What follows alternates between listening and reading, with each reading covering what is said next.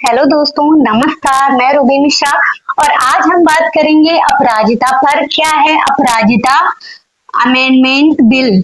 अपराजिता amendment bill है महिला और बच्चों के संरक्षण के लिए है, जो कि West Bengal criminal law amendment bill के नाम से Aparajita West Bengal criminal law amendment bill 2024 के नाम से इसको वहाँ विधानसभा में, बंगाल के विधानसभा में लाया गया है।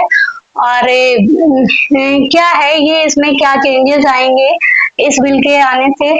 तो ये बेसिकली यौन अपराध से संरक्षण के लिए लाया गया है और ये यौन अपराधों को संज्ञेय बनाता है और गैर जमानती बनाता है।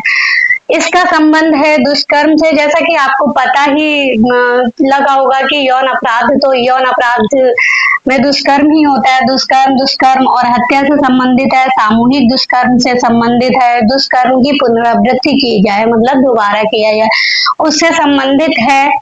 और पीड़िता की पहचान उजागर करना जो है वो भी अपराध बनाता है इसको। अगर कोई इंसान पीड़िता की पहचान को उजागर करता है तो उसको 3 से 5 वर्ष तक का कारावास की सजा हो सकती है इसके तहत। और तेजाब हमले द्वारा चोट पहुंचाने से भी संबंधित है। अब देख लेते हैं कि क्या प्रावधान है इसमें। तो इसमें जो है बीएनएस की धारा 64 जो है वह कम से कम 10 वर्ष तक के कठोर कारावास और ये आजीवन कारावास तक हो सकता है, ये प्रावधान करती थी बीएनएस का सेक्शन 64, जो कि अब अपराजिता के द्वारा संशोधन करके इसमें बताया गया है कि प्राकृतिक जीवन का शेष समय जो है वह पूरा शेष समय, प्राकृतिक जीवन का शेष समय कारावास से संबंधित होगा, कारावास होगा और जुर्माने से भी दंडनीय होगा या फिर उसको मृत्यु दंड की सजा दी जाएगी। किसमें? बीएनएस के सेक्शन 64 में। अब आते हैं बीएनएस का 66, तो ये संबंधित है पीड़िता की मौत या कोमा में चले जाने से। मतलब जिसके साथ गैंगरेप हुआ है जिसके साथ रेप या गैंगरेप जो भी हुआ है, तो रेप विक्टिम जो है अगर उसकी डेथ हो जाती है रेप की वजह से या फिर वह कोमा में चली जाती है, तो उससे संबंधित बीएनएस का सेक्शन 66 है, जो कि सेक्शन 66 प्रावधान करता है कि अगर कोई पीड़िता की मौत हो जाए या कोमा में चली जाए तब उसको 20 वर्ष तक का कारावास, जो कि आजीवन कारावास तक का हो सकता है, या फिर मृत्युदंड का प्रावधान था बीएनएस के 66 में। और अब जो ये अपराजिता ने संशोधन किया है तो ये सिर्फ जो है मृत्युदंड, ये कहती है कि इसमें 20 वर्ष और आजीवन हटा के सिर्फ मृत्युदंड का प्रावधान यहाँ पर किया जाना चाहिए यदि पीड़िता की मौत हो जाती है।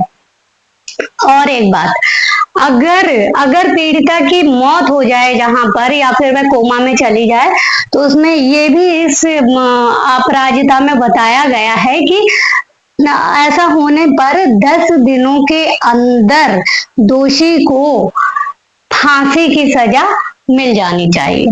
ठीक है, अब आता है बीएनएस का सेक्शन 70। तो सेक्शन 70 सामूहिक दुष्कर्म से संबंधित है, गैंग रेप से संबंधित है। तो इसमें बताया गया है कि अगर कोई गैंग रेप करेगा तब उसको 20 साल तक की सजा होगी, लेकिन इसमें संशोधन करके आजीवन कारावास और मृत्यु का प्रावधान किया गया है अपराजिता में। अच्छा, बीएनएस का सेक्शन 65 का क्लोज 1, 65 का क्लोज 2, 60 और बीएनएस का सेक्शन 70 का क्लोज 2। 65(1) संबंधित है 16 वर्ष से कम आयु की बच्ची के साथ रेप करने से। 65 का क्लॉज 2 संबंधित है 12 वर्ष से कम की बच्ची के साथ रेप करने से। और बीएनएस का सेक्शन 70 का क्लॉज 2 संबंधित है 18 वर्ष से कम आयु की महिला के साथ गैंगरेप करने से। तो इसमें अपराजिता में कहा गया है कि इसको हटा दिया जाए, इन तीनों सेक्शंस को हटा दिया जाए, इनको हटाने की मांग करी गई है, प्रावधान किया गया। इसमें बताया गया है कि उम्र की परवाह किए बिना सजा को ये सार्वभौमिक बनाता है अपराजिता कानून। अच्छा, बाकी कुछ अन्य संशोधन भी हैं जो कि पॉक्सो एक्ट की सजा को सख्त बनाता है और यौन हिंसा की सुनवाई के लिए विशेष अदालतों का भी प्रावधान करता है। जांच के लिए टास्क फोर्स का गठन करता है। जांच के लिए टास्क फोर्स, यौन हिंसा की सुनवाई के लिए विशेष अदालतें। बिना पैरोल के उम्र कैद, 21 दिनों में जांच पूरी करना, 10 दिनों में फांसी किसको, जहां पर पीड़िता की मौत हो जाए या फिर वह कोमा में चली जाए। और अगर नाबालिग के साथ किसी ने रेप किया है तब बताया गया कि 7 दिनों में सबूत को जुटाया जाए। तो आप लोगों को क्या लगता है कि ये जो अमेंडमेंट है ये सही है या गलत है? अगर जिसको भी सही लगता है तो वो प्लीज कमेंट बॉक्स में नीचे कमेंट करके बताइए, गलत लगता है तब बताइए।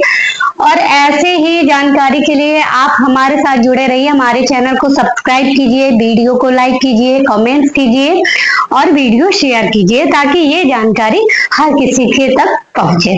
Thank you.